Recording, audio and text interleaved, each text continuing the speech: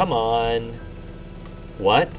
No, Cove's wavy eyebrows are so cool. How can you say that when you've got a bowl cut? Don't listen to them. They're really unique and special. Well, they are kind of silly. Apologize to Cove right now. You can't treat people like that. Yeah, apologize to Cove. He's not going to listen to me. But I'm going to say it anyway.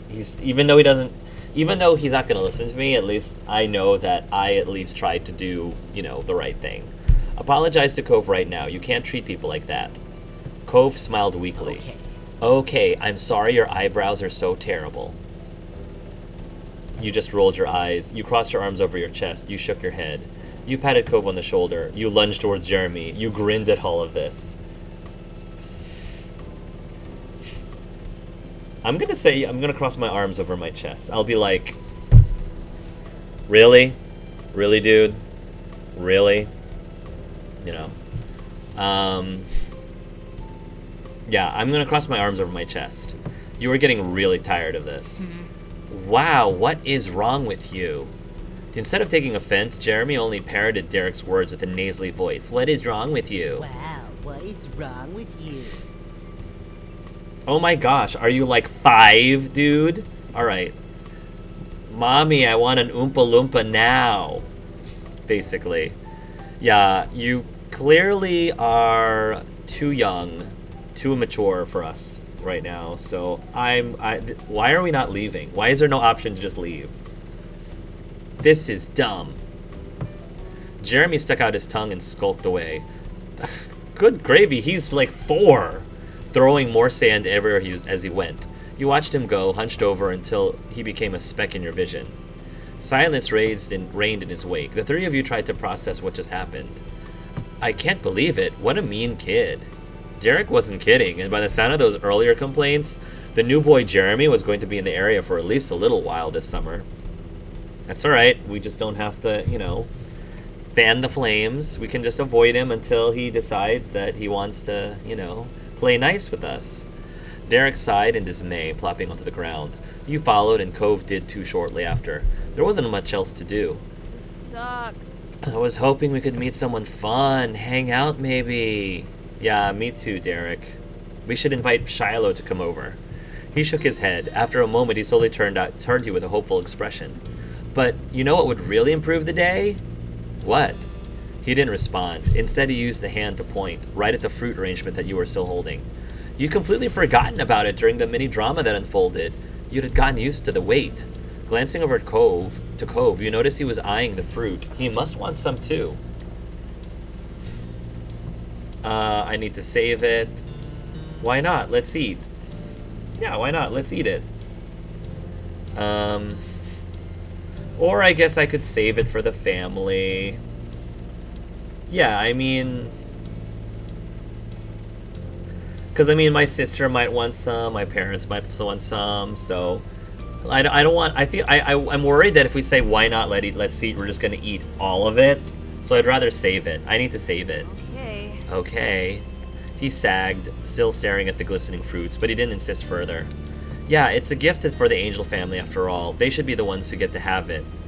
Yeah, but I can okay, well, but I feel like he can have some too. Okay, you know what? Because I was going to offer him some.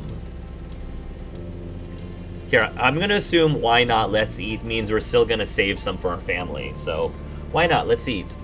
Derek perked up immediately at your words. He reached out for a skewer, hesitating slightly once he was inches away. Are you sure?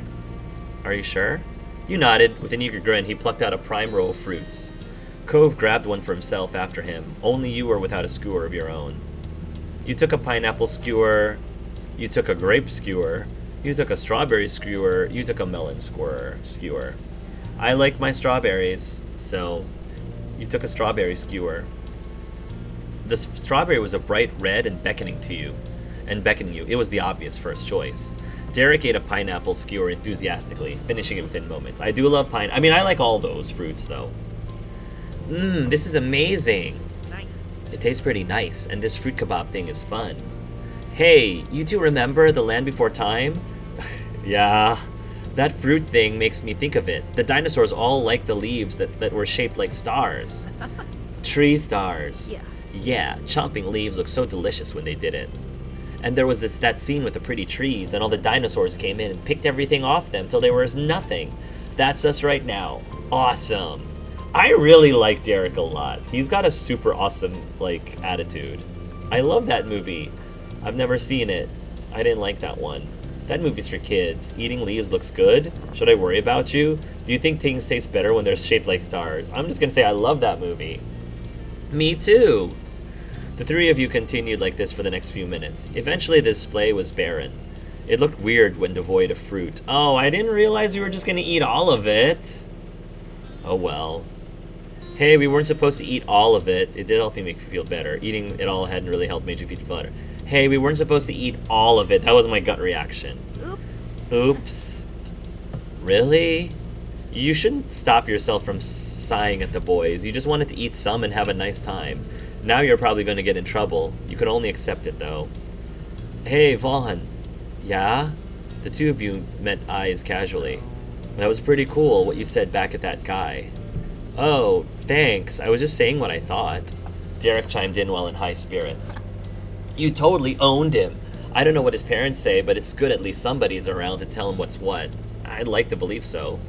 Yeah. Derek then leaned back on his arms. He contemplated the sky with a content sigh. So, are you both ready for summer break? Yeah. No, I'm not sure. Are you? How's someone supposed to be ready for break? I'm gonna say, yeah. Cool on you. Wish I could say the same. It feels like there's a lot to plan for. And what about you, Cove? Are you ready? Yes. Before you could say anything else, the light atmosphere was shattered. Hey! Hey, Vaughn! You glanced over your shoulder to see your sister. She strode closer and closer, appearing none too pleased. I've been looking all over for you. Ma said you and Cove ran off with the thing Mr. Holden brought for us. She leered over you with arms folded. So, where is it? Well, it's gone. What do you mean, gone? You moved over to the side to face her completely. She zeroed in on the bouquet in your hands, which was now popular. Realistically, I would have told him to stop. But the game didn't really give us that choice. It's either all or nothing, basically. She zeroed in on the bouquet in your hands, which was now populated exclusively with skewers dripping in juice and tiny flecks of leftover fruit pieces. Her mouth dropped open, and the tone of her voice rose. What? Seriously, Vaughn? What were you thinking? It was supposed to be for all of us at home. I know, what was I thinking? Why couldn't I not have chosen to just give them each one piece and only one piece, and save the rest for the family? She glanced at Cove, who sat beside you, and continued mockingly. Even if you're the most important person in the household to deliver to the delivery boy, this was up to his dad. It seemed everybody was in a mood to tease you and Cove today. Within moments, Cove's cheeks flushed red. He picked at the hem of his shirt, suddenly finding it very interesting. He always became nervous when Elizabeth would strike at your relationship. Sorry, Elizabeth. Get over it. Well, the morning's been kind of a disaster. We were hungry. It wasn't us. A seagull came down and ate it all while we weren't looking. No, I'm gonna apologize. Sorry, Elizabeth. Elizabeth narrowed her eyes, not at all placated. Oh no. I hear the mean kid coming back. We better get out of here. Elizabeth blinked, confused, and looked around. What? What kid? I don't see anyone.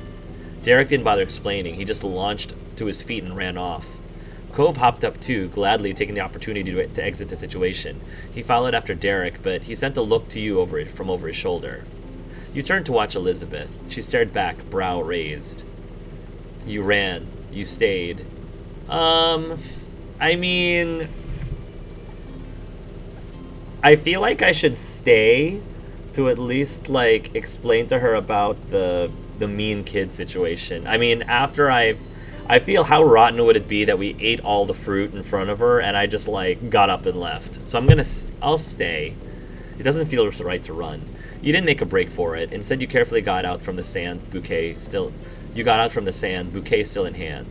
Once you straightened up, Elizabeth smiled affectionately over at you. Come on. Come on, fugitive. You nodded, and then gazed at the empty bouquet. How would you explain what happened? You could tell them those boys ate it all. They bailed so they don't get to tell the story. Moms would never need to find out. Are you serious? She bumped her shoulder, winking cheekily. What else is family for? You laughed, together making your way home side by side. I'm glad that we're still in a decent relationship with our sister. Later that night, you find yourself seated near the kitchen counter. When you and Elizabeth had returned earlier with the empty bouquet, Mom was bummed she didn't get anything. Ma consoled her with a promise to make her a fruit flower for her own later. Elizabeth said nothing about how it came to be empty, and the event was dropped without question. You'd think they were just happy you and your sister seemed to be in good moods. There we go. That was a while ago now. Your fingers drummed on the surface as you waited, your gaze trained on the phone. You were waiting on a call tonight, specifically from your cousin Leandra. You didn't want to miss it accidentally.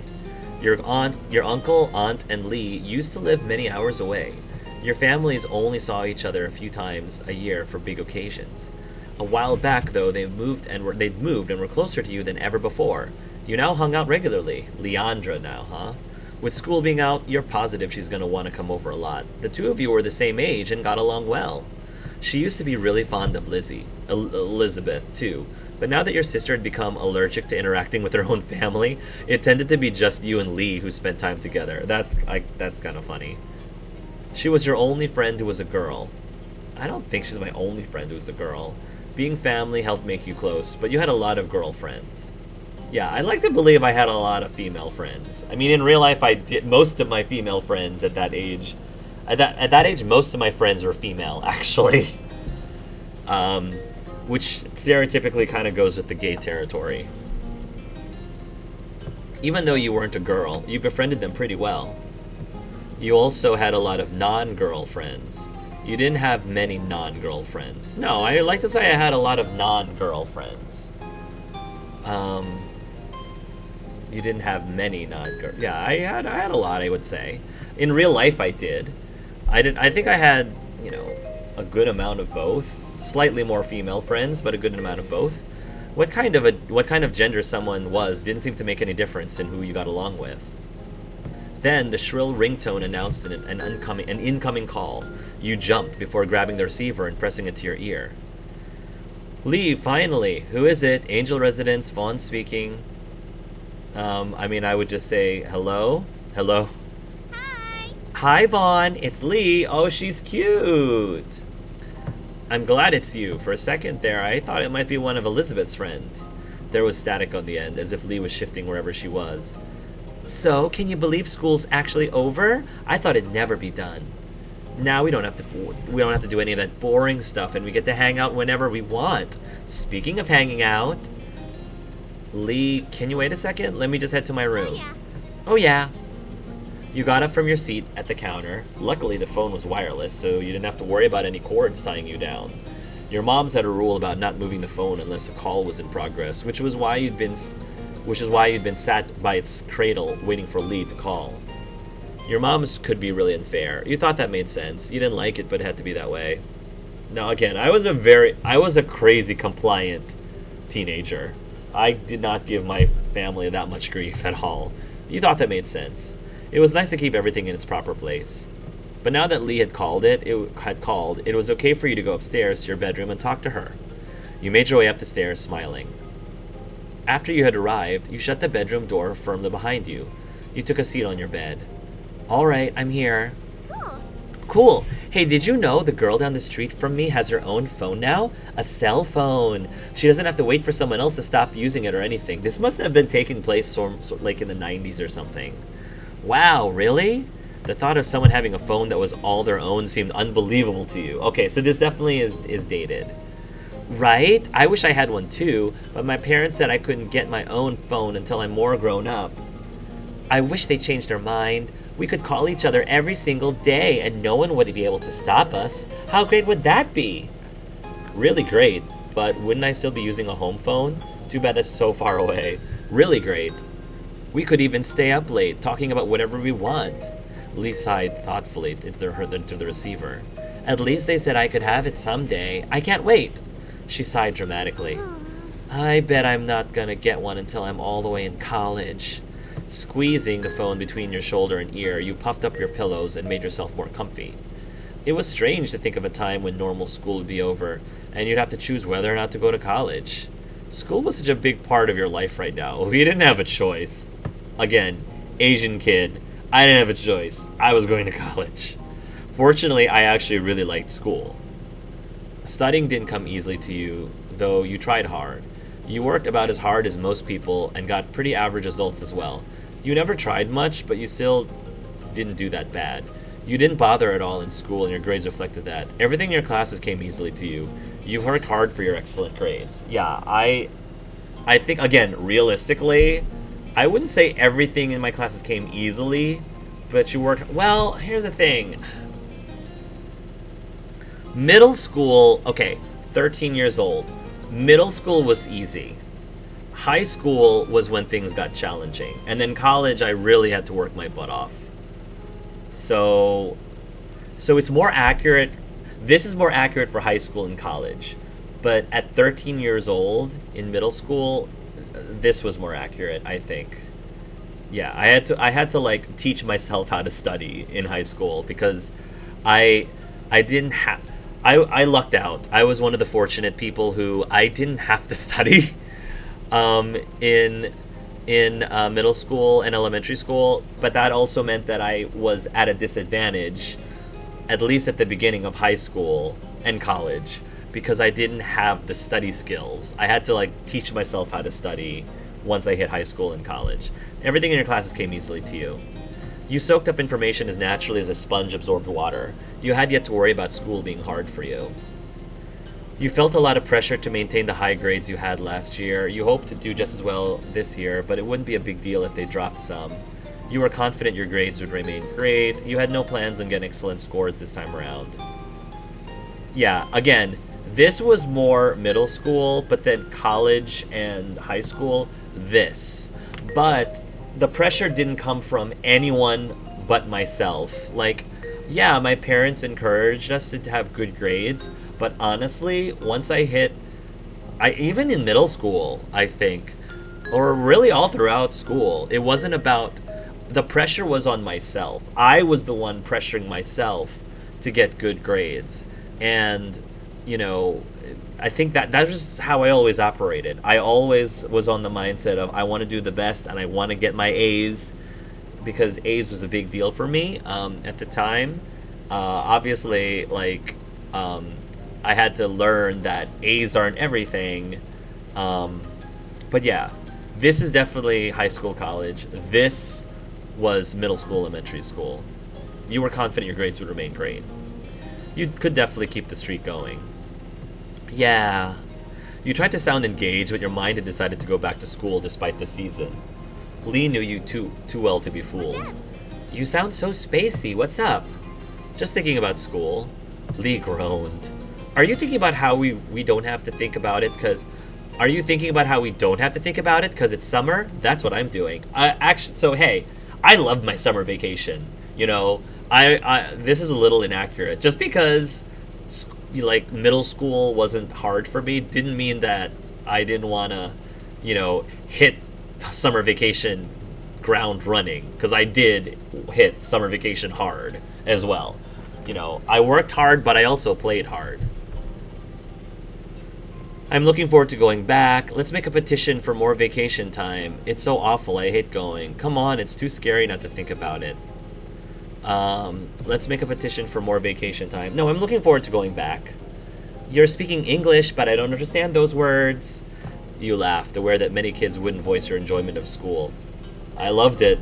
I loved school. Mostly because of the social aspect of it.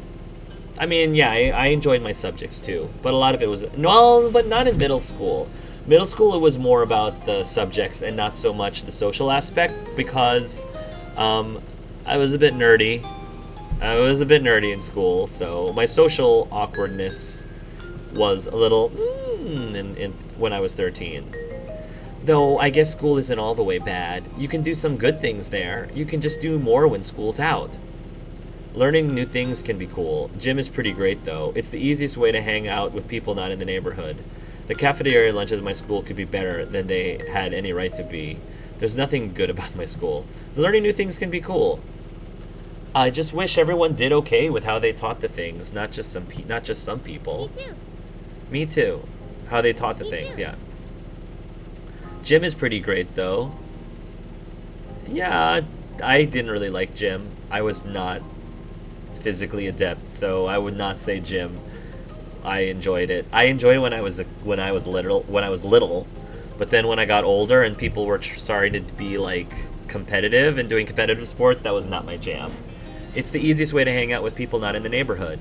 The cafeteria lunches at my school could be better than they had any right to be. Yeah, it's the easiest way to hang out with people not in the neighborhood.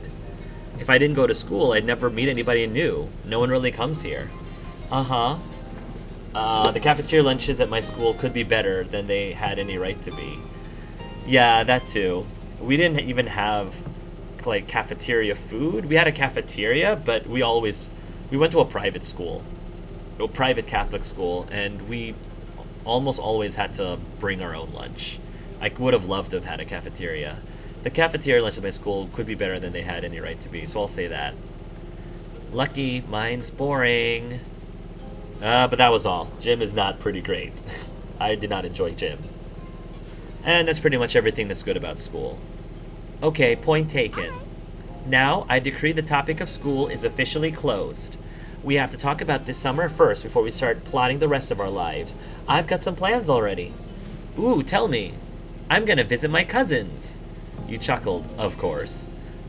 What's something you want to do? The first thing that comes to your head. I want to spend time with people. I've got to get some new art supplies, reading. I'm gonna catch up on movies and TV. Probably I'll spend time at the beach. I don't want to do anything at all. It's a vacation. So video games is my jam. I kind of am disappointed that they don't have video games on here because this is a video game. A lot of people who would be playing this game are gamers. Come on, writers. Come on, developers. Know your audience. Know your audience. This is a video game. Why are video games not on this list? I want to spend time with people. I did, but more so I wanted to catch up with movies and TV. At least back when I was 13. When I was in high school, I wanted to spend more time with people and play video games. I'm going to want to catch up on movies and TV. I need to do that too. You lean back on your bed, settling in as you continue chatting with your friend. Even though it hadn't been that long since you saw her and you'd be seeing her soon, you found plenty to talk about. That means they're rarely close. For one, the events of the day. You sat up straighter. I was with Cove and Derek today, and we met a new kid. Like, at your neighborhood? Mm-hmm. His parents are visiting family, so it sounds like he'll be around for a little while. I don't know how long. What was he like? Creepy, mean, weird, kind of interesting. He was mean. He kept snapping when all we were trying to do was talk to him. He just kept being rude to everyone. But especially Cove. It was awful. I don't think I want to meet him. Yeah, I wouldn't make you meet him either.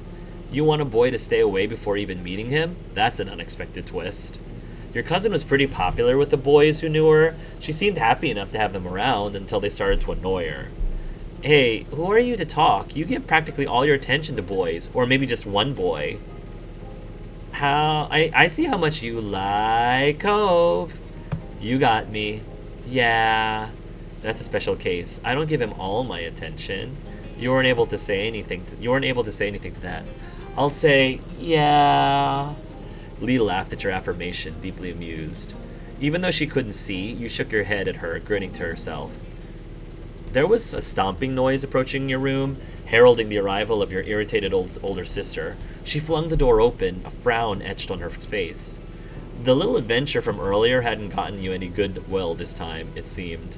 Come on. How long are you going to hog the phone? Glancing at your watch, you realized that your quick call had gone on much longer than anticipated. Elizabeth held out her hand, the other one lodged on her hip. She noticed the realization on your face. Time's up. Gotta go. I'll see you soon, okay? With a sigh, you said your goodbyes to Lee. Sorry for being long. I'm still using it. No, get out of my room. Sorry for being long. Lee, I have to go now. Bye. Okay, see you soon. Tell Elizabeth and your moms I said hi too. You'd barely passed the end call button when Elizabeth whisked the handset from your fingers and began dialing someone new as she strode out of the room. Your ma's voice called from downstairs. Hey, has anyone seen the phone? I'm using it. With that, she shut your door behind you. Silence was left in the wake. That was one way to end your first day of summer break. Sometime later, it had gotten dark outside, and you laid in bed wide awake. Your window rattled all of a sudden, startling you badly. Oh no, is it that ghost thing again that we never discovered what it was? You flinched, staring over at it with furrowed brows. From your vantage point, you saw only the moon and an open sky. You were scared, confused, annoyed, curious.